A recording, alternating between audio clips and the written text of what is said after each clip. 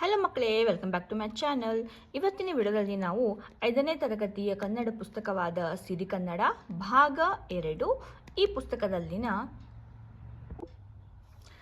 ಪಾಠ 7 ಧೀರ ಸೇನಾನಿ. ಓಕೆ, ಈ ಪಾಠದ ಎಲ್ಲ ಪ್ರಶ್ನೋತ್ತರಗಳು ಹಾಗೂ ಭಾಷಾಭ್ಯಾಸದ ನೋಟ್ಸ್ನ ನಾನು ಇವತ್ತು ನಿಮ್ಮ ಜೊತೆ ಶೇರ್ ಮಾಡ್ತಾ ಇದ್ದೀನಿ ಮಕ್ಕಳೇ. ಓಕೆ, ಹಾಗಾದರೆ ನಡೀರಿ ವಿಡಿಯೋನ ಸ್ಟಾರ್ಟ್ ಮಾಡೋಣ. ಪಾಠ 7 ಧೀರ ಸೇನಾನಿ. ಮೊದಲಿಗೆ ನಾವು ಅಭ್ಯಾಸವನ್ನು ನೋಡೋಣ. ಅದರಲ್ಲಿ ಮುಖ್ಯ ಪ್ರಶ್ನೆ ಕೆಳಗಿನ ಪ್ರಶ್ನೆಗಳಿಗೆ ಉತ್ತರಿಸಿ ಎಂದೆ. ಪ್ರಶ್ನೆ 1, ಬೇವೂರರು ಯಾವಾಗ ಜನಿಸಿದರು? ಉತ್ತರ: ಬೇವೂರರು 11/8/1916 ರಂದು ಜನಿಸಿದರು. ಬೇವೂರರ ತಂದೆ ತಾಯಿಯರ ಹೆಸರೇನು? ಬೇವೂರರ ತಂದೆ ಗುರುನಾಥರಾವ್, ತಾಯಿ ರುಕ್ಮಿಣಿ ಬಾಯಿ. ಪ್ರಶ್ನೆ 3, ಗೋಪಾಲರಾಯರ ಸ್ವಂತ ಊರು ಯಾವುದು? ಉತ್ತರ: ಗೋಪಾಲರಾಯರ ಸ್ವಂತ ಊರು ಬೇವೂರು. ಪ್ರಶ್ನೆ 4, ಬೇವೂರರನ್ನ ಬಿಗಿದಪ್ಪಿ ಪ್ರಶಂಸಿಸಿದವರು ಯಾರು? ಬೇವೂರರನ್ನ ಬಿಗಿದಪ್ಪಿ ಪ್ರಶಂಸಿಸಿದವರು ಫೀಲ್ಡ್ ಮಾರ್ಷಲ್ ಮಾಣಿಕ್ ಶಾ. ಪ್ರಶ್ನೆ 5, ಭಾರತ ಸರ್ಕಾರವು ಬೇವೂರರನ್ನ 2 ವರ್ಷದ ಅವಧಿಗೆ ಯಾವ ಕಾರ್ಯಕ್ಕೆ ನೇಮಿಸಿತು? ಉತ್ತರ: ಭಾರತ ಸರ್ಕಾರವು ಬೇವೂರರನ್ನ 2 ವರ್ಷದ ಅವಧಿಗೆ ಡೆನ್ಮಾರ್ಕಿನ ರಾಯಭಾರಿಯಾಗಿ ನೇಮಿಸಿತು. ಮುಖ್ಯ ಪ್ರಶ್ನೆ ಕೆಳಗಿನ ಪ್ರಶ್ನೆಗಳಿಗೆ 2-3 ವಾಕ್ಯಗಳಲ್ಲಿ ಉತ್ತರಿಸಿ ಅಂತ ಇದೆ. ಅದರಲ್ಲಿ ಮೊದಲನೆಯ ಪ್ರಶ್ನೆ, ಗೋಪಾಲರಾಯರು ಎಲ್ಲಿ ಸೈನಿಕ ಶಿಕ್ಷಣ ಪಡೆದರು? ಉತ್ತರ: ಗೋಪಾಲರಾಯರು ರಾಯಲ್ ಇಂಡಿಯನ್ ಮಿಲಿಟರಿ ಕಾಲೇಜಿನಲ್ಲಿ ಮತ್ತು ಇಂಡಿಯನ್ ಮಿಲಿಟರಿ ಕಾಲೇಜಿನಲ್ಲಿ ಸೈನಿಕ ಶಿಕ್ಷಣವನ್ನು ಪಡೆದರು. ಪ್ರಶ್ನೆ 2, ಬೇವೂರರ ನೇತೃತ್ವದ ಸೈನಿಕ ತುಕಡಿಯ ಸಾಹಸವನ್ನು ವಿವರಿಸಿರಿ ಅಂತ ಇದೆ. ಇದಕ್ಕೆ ಉತ್ತರ: ಬಾಂಗ್ಲಾ ಸ್ವಾತಂತ್ರ್ಯ ಹೋರಾಟದಲ್ಲಿ ಬಾಂಗ್ಲಾದೇಶಕ್ಕೆ ಭಾರತದ ಸೇನೆ ಸಹಕರಿಸಿತು. ಆಗ ಬೇವೂರರು ಪಶ್ಚಿಮ ಪಾಕಿಸ್ತಾನದ ಕಡೆಗೆ ನುಗ್ಗಿದರು.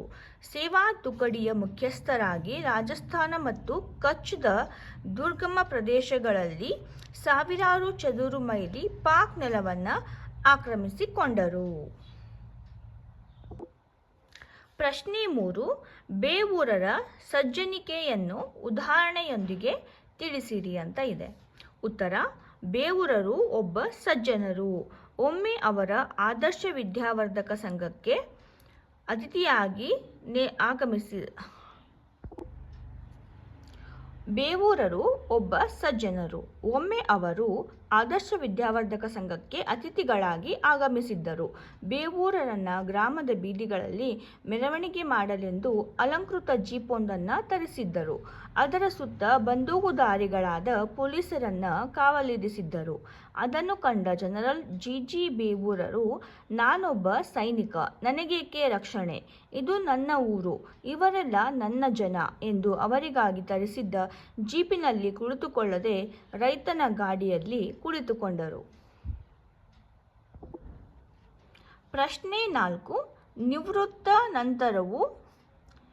ನಿವೃತ್ತಿ ನಂತರವೂ ಬೇವೂರರ ಸೇವೆ ಭಾರತ ಸರ್ಕಾರಕ್ಕೆ ಅವಶ್ಯಕವೆನಿಸಿದ ಸಂದರ್ಭ ಯಾವುದು?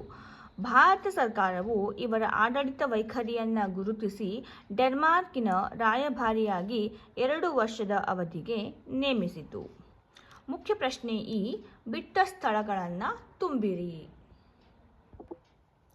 ಫಸ್ಟ್ ಒನ್, ಗೋಪಾಲರಾಯರ ತಂದೆ ಸರ್ ಗುರುನಾಥರಾವ್, ತಾಯಿ ರುಕ್ಮಿಣಿಬಾಯಿ. ಸೆಕೆಂಡ್ ಒನ್, ಗೋಪಾಲರಾಯರು ತಮ್ಮ ವಿದ್ಯಾರ್ಥಿ ಜೀವನದಲ್ಲಿಯೇ ಗೌರವ ಖಡ್ಗ ಮತ್ತು ಚಿನ್ನದ ಪದಕ ಪಡೆದಿದ್ದರು. ಥರ್ಡ್ ಒನ್, ಯುವಜನರು ನಾಳೆಯ ದೇಶರಕ್ಷಕರಾಗಬೇಕು ಎಂಬುದು ಅವರ ಬಯಕೆಯಾಗಿತ್ತು. ಫೋರ್ತ್ ಒನ್, ಡಾರ್ಜಿಲಿಂಗ್ನಲ್ಲಿ ಕಟ್ಟಿಸಿದ ಯುದ್ಧ ಸ್ಮಾರಕ ಭವನಕ್ಕೆ ಜಿ ಬೇವೂರರು ಹೆಸರಿಟ್ಟಿದ್ದಾರೆ.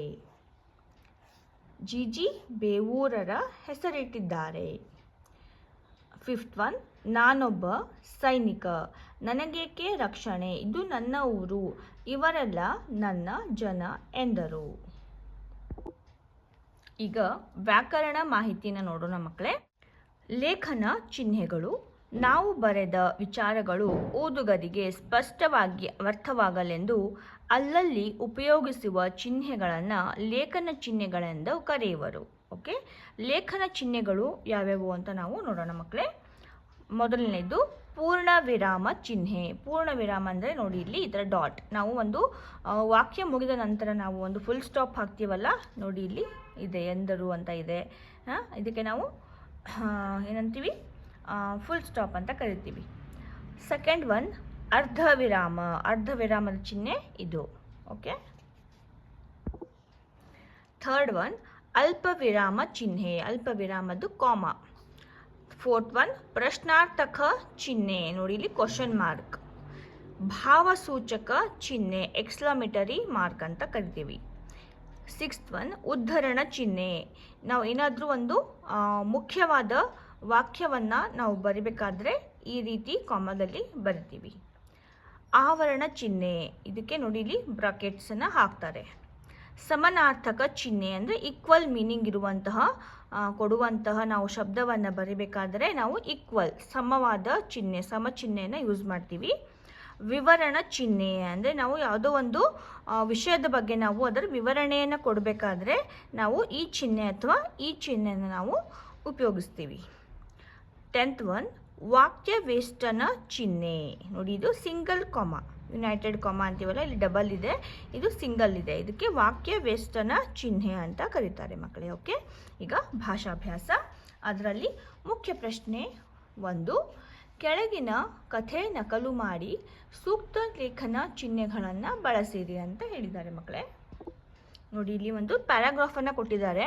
ಓಕೆ, ಅದರಲ್ಲಿ ಅವರು ಸ್ಪೆಷಲ್ ಸಿಂಬಲ್ಸ್ನ ಏನು ಯೂಸ್ ಮಾಡಿಲ್ಲ ಅವರು, ಅಂದರೆ ಕಾಮ, ಫುಲ್ ಸ್ಟಾಪ್, ಕ್ವಶನ್ ಮಾರ್ಕ್ ಈ ಥರದ ಅವರು ಏನು ಯೂಸ್ ಮಾಡಿಲ್ಲ. ಓಕೆ, ನಾವು ಅದನ್ನು ಪೂರ್ಣಗೊಳಿಸಬೇಕು. ಸುಂದರವಾದ ಒಂದು ತೋಪು. ನೋಡಿ ಇಲ್ಲಿ ಫುಲ್ ಪಾಯಿಂಟ್ ಇದೆ. ಅಲ್ಲಿ ತೆಂಗು, ಬಾಳೆ, ತಾಳೆ, ಬಾಳೆ, ಮಾವು ಹಾಗೂ ರಸ ತುಂಬಿದ ನೇರಳ ಹಣ್ಣುಗಳಿದ್ದವು. ಇಲ್ಲಿ ಫುಲ್ ಪಾಯಿಂಟ್.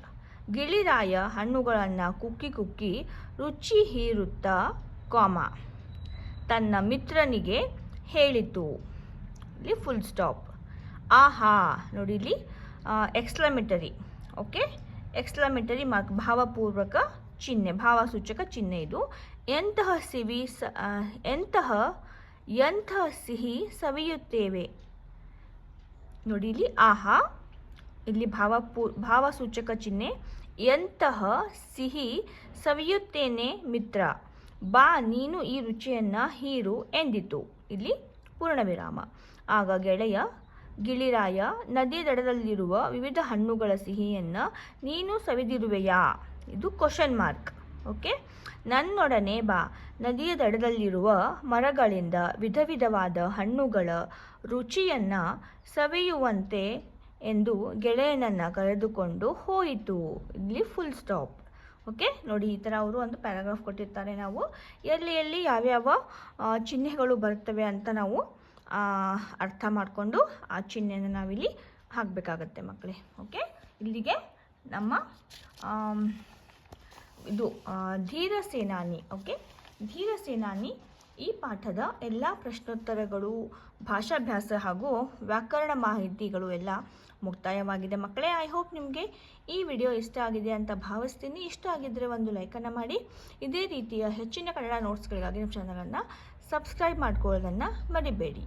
1ನೇ ತರಗತಿಯಿಂದ 5ನೇ ತರಗತಿವರೆಗಿನ ನೋಟ್ಸ್ ನಮ್ಮ ಚಾನಲ್ನಲ್ಲಿದೆ. ಮುಂದಿನ ದಿನಗಳಲ್ಲಿ ನಾವು 6ರಿಂದ 10ನೇ ತರಗತಿಯ ನೋಟ್ಸ್ ಕೂಡ ನಾವು ನಮ್ಮ ಚಾನಲ್ನಲ್ಲಿ ನಾವು ಅಪ್ಲೋಡ್ ಮಾಡ್ತೀವಿ ವಿಡಿಯೋಸ್ನ. ಸೊ ಹಾಗಾಗಿ ನಮ್ಮ ಚಾನಲನ್ನು ಸಬ್ಸ್ಕ್ರೈಬ್ ಮಾಡ್ಕೊಳ್ಳಿ. ಮತ್ತೆ ಸಿಗೋಣ ಇನ್ನೊಂದು ಪಾಠದ ಪ್ರಶ್ನೋತ್ತರದ ನೋಟ್ಸ್ನೊಂದಿಗೆ. ಅಲ್ಲಿವರೆಗೂ ಮಕ್ಕಳೇ ಟೇಕ್ ಕೇರ್, ಬಾಯ್ ಬಾಯ್.